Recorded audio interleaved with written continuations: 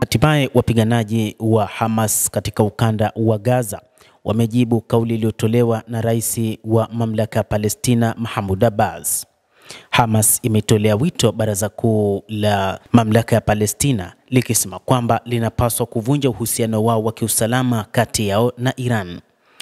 Wapiganaji wa Hamas ambao wanatetea maslahi ya Wapalestina katika eneo la ukanda wa Gaza wametakiwa na mamlaka ya Palestina, ambapo rais wa Palestina Mahmoud Abbas amesema kwamba Hamas inapaswa kurudisha silaha na silaha hizo zinatakiwa kuwa chini ya mamlaka ya Palestina na kwamba Hamas wanapaswa kuwa kama chama cha kisiasa.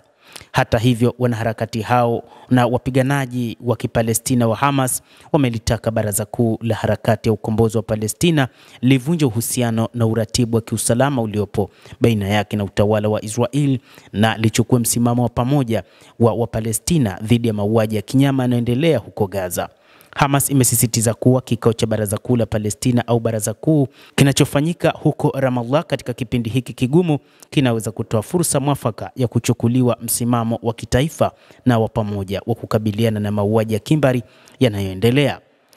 Hamas vilevile imewataka wajumbe wa baraza kuu la PLO kutimiza wajibu wao wa kitaifa na kukata usimamizi wa kutishwa wa maisha ya kisiasa ya Wapalestina na kuchukua uamuzi madhubuti kwa lengo la kuimarisha harakati za ukombozi wa Palestina na kujenga upya kwa misingi ya ushirikiano na utekelezaji jukumu lake halisi, sambamba na kufuatia kesi za kisheria katika mahakama za kimataifa dhidi ya wazayuni mahasimu kutokana na jinai walizofanya.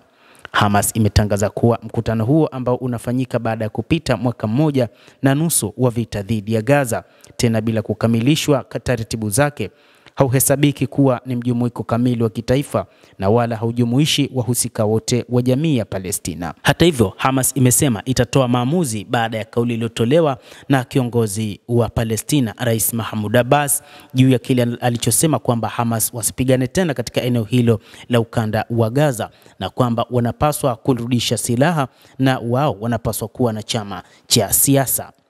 Harakati ya Hamas imesisitiza kuwa mkutano huu unapaswa utilie maanani kiwango cha kujitolea mhanga kilichoonyeshwa na wananchi wa Palestina na kupitisha maamuzi ya kiuwajibikaji kwa ajili ya kukomesha vita. Hali kadhalika, harakati hiyo ya wapiganaji wa Kiislamu wa Palestina imetoa wito wa kutekelezwa maazimio ya huko nyuma ya baraza kuu, muhimu zaidi ikiwa ni kusitishwa utaratibu wa kiusalama, kuvunja uhusiano na utawala wa Israel na kuzidisha wapiganaji dhidi ya mahasimu na miradi yao ya Uyahudi na ujenzi wa vitongoji vipya vya walowezi ambao unalenga kuugawa ukingo wa Magharibi na mto Jordan na kufuta mamlaka ya utawala wa Palestina. Hata hivyo, hili ndilo jambo muhimu ambalo wameelekeza kwamba katika nyakati ambazo mamlaka ya Palestina itapotea, ambayo wakati huu mataifa mbalimbali yanapambana kwa ajili ya kuhakikisha inatambulika kimataifa, ni wakati ambapo mamlaka hiyo ya Palestina chini ya Mahmoud Abbas kuona jinsi gani wataweza kufanya